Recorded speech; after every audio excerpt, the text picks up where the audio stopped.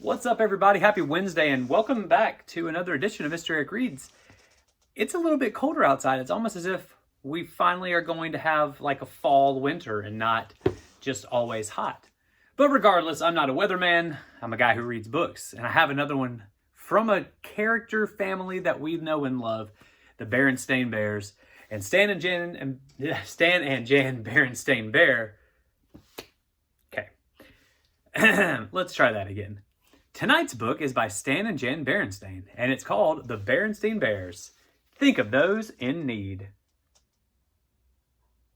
So, without further ado, or any more tongue twisters, sit back, relax, and enjoy this tale right here on Mr. Eric Reads.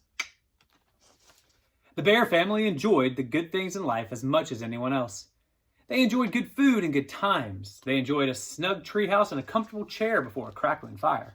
They enjoyed books and music, toys and games, quilts, and cuckoo clocks.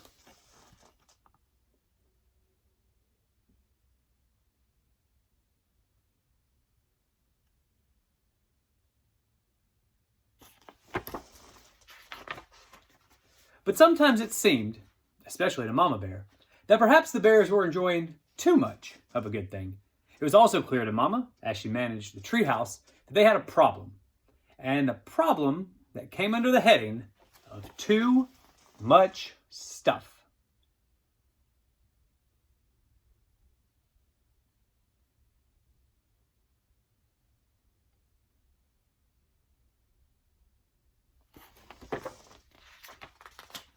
Too much stuff in the closets, too much stuff in the drawers, too much stuff in the basement, too much stuff in the attic. There was too much stuff everywhere.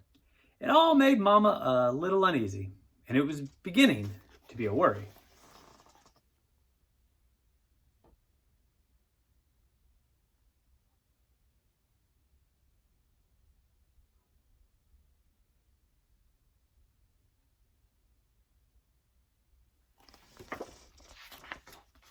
Papa thought there was a too much stuff problem too, but he was more annoyed than worried.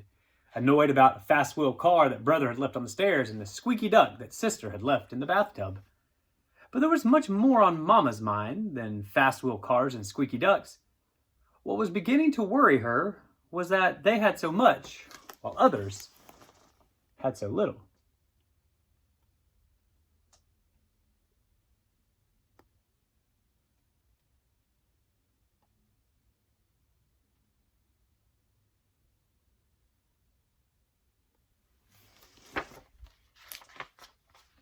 And as sometimes happens with a worry, when you go to bed, it can turn into a nightmare. And that's what happened to Mama. Too much stuff, too much stuff. One night she dreamed that all that stuff came to life and kept chanting, too much stuff, too much stuff. And it was pouring out of every drawer and closet and nook and cranny in the treehouse chanting, too much stuff, too much stuff.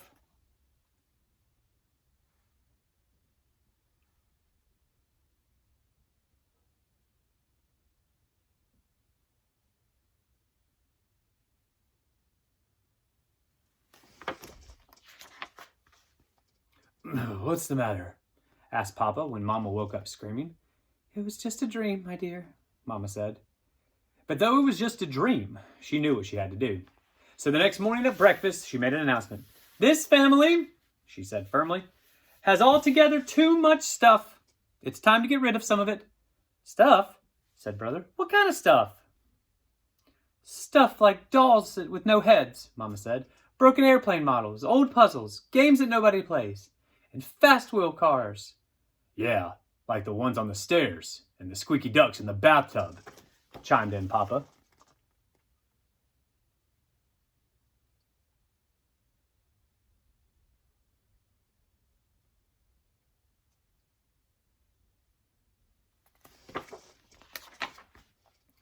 Now, wait a minute, protested Sister. That's all our stuff. Well, what about some of your stuff? My stuff? Said Papa. Like what? Like your 17 fishing rods, said Brother.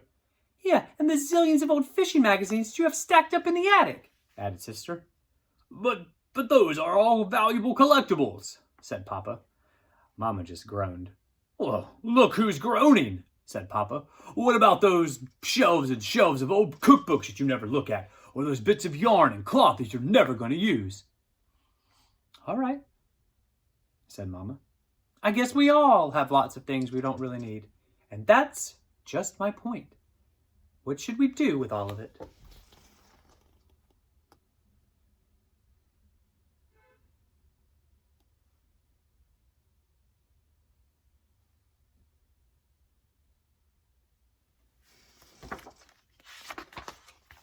The Bear family thought for a moment. "Hey," said Brother, "let's have a yard sale. We can make a fortune." Yeah, Sister and Papa agreed. "That's a great idea." But that was not what Mama had in mind. She had been thinking more and more about those folks who had so little, especially with Christmas coming on. But what could the Bear family do? Mama already had a plan in mind. First, she had Papa and the Cubs go through all their stuff and make 3 piles. In one pile were the things like old board games and puzzles. In another were all their forgotten but still good toys and sporting goods. And in another, clothes and furniture, extra cookbooks, and unused fishing rods.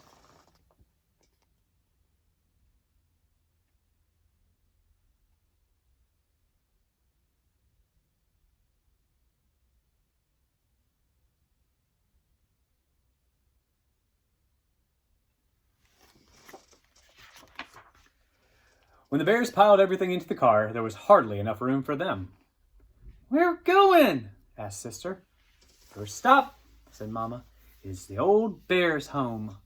The Old Bears' Home was where older bears went to live when they needed help taking care of themselves. Nurses and doctors looked after them and made sure that they were in good health. But sometimes the older bears got a little lonely and bored. They liked visitors and things to do.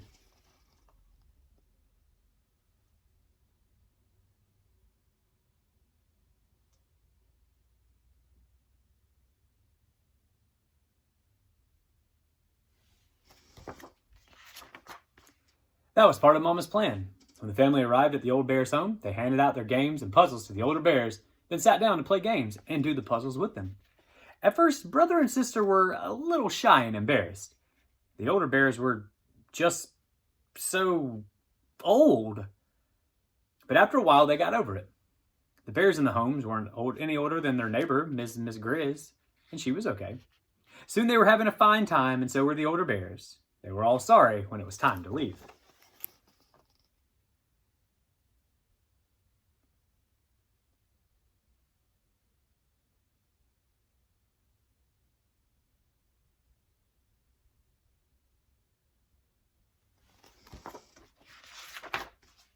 The next stop was Beartown Young Cub in the hospital. Brother and Sister knew about the hospital. That's where Brother had gone to get his ankle x-rayed the time that he thought it was broken, and Sister had come along to watch. So the bears dropped off their loads of used toys. They were welcome. The hospital worker said the toys would be given out at the hospital Christmas party, and on their way out, they saw a young bear in a wheelchair with his leg in a big cast. They were glad they had brought toys. He looked as if he could use some cheering up.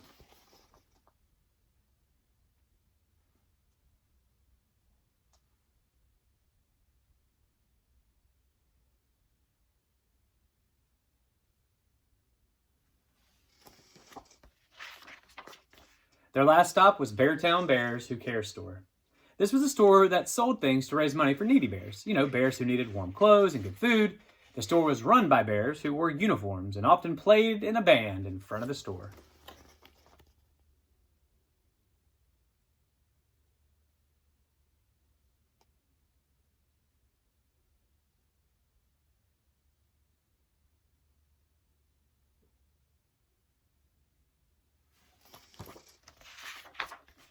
The bears lugged all their old clothes and furniture and stuff into the store, and on the way, they stopped to sing a few Christmas carols with the band. There was a big iron pot out on the sidewalk for collecting money for the needy. Papa gave Sister $1 to put in it, and they headed home with warm feelings about all the good that they had done.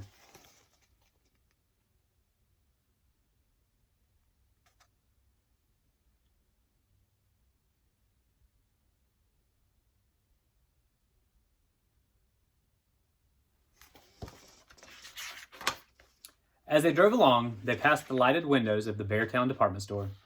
They were beautifully decorated for Christmas. There was window after window of new toys and games, new things for the house, and the very latest things in fishing poles. But the members of the bear family were so filled with the special thoughts of helping others that they hardly noticed the wonderful things in the window.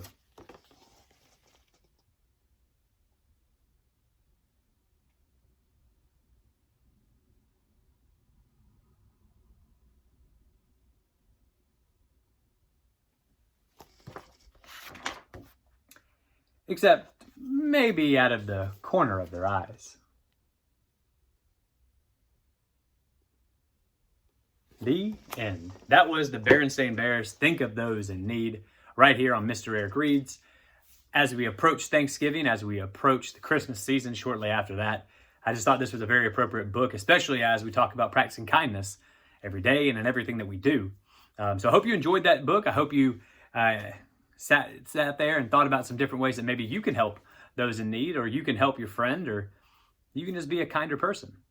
But all that to say is, have a wonderful rest of your Wednesday. Come back again tomorrow. We'll have another book for you. And as always, stay safe, wash those hands, and practice kindness in everything you do. Until next time, Mr. Eric signing off.